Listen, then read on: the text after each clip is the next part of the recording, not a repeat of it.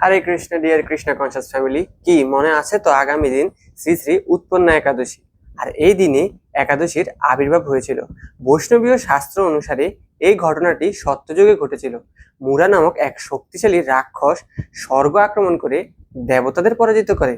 দেবতারা তখন পরিত্রাণের জন্য ভগবান বিষ্ণুর শরণাপন্ন হন এবং ভগবান সকল দেবদেবীর রক্ষার্থে সেই অসুর এবং তার সৈন্যদের সাথে যুদ্ধ করে তার সৈন্যদের পরাজিত করেন এবং দীর্ঘ 1000 বছর যুদ্ধের পর ভগবান বিষ্ণু শ্রান্ত হয়ে বদ্রিকাশ্রমে হেমাবতী গুহায় যোগনিদ্রায় মগ্ন ছিলেন।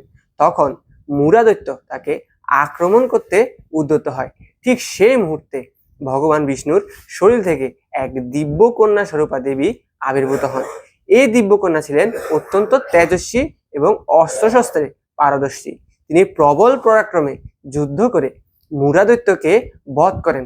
তো নিদ্রা থেকে জেগে উঠে ভগবান বিষ্ণু সেই কন্যাকে দেখে অত্যন্ত সন্তুষ্ট হন।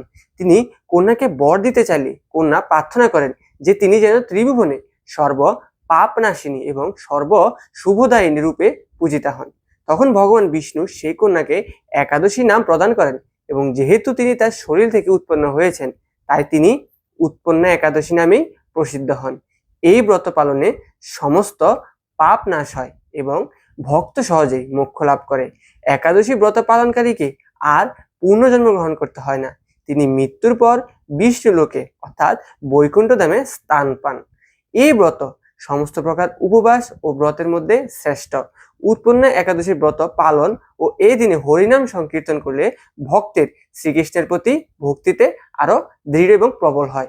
তাই নিজেও এই মহান একাদশী ব্রত পালন করুন এবং অন্যকেও একাদশী পালনে উৎসাহিত করুন। ভিডিওটি ভালো লাগলে কৃপা করে শেয়ার করুন এবং পারমার্থিক কাজে লেগে পড়ুন। হরে কৃষ্ণ। জয় শ্রী প্রভুপাদ, জয় গুরু মহারাজ।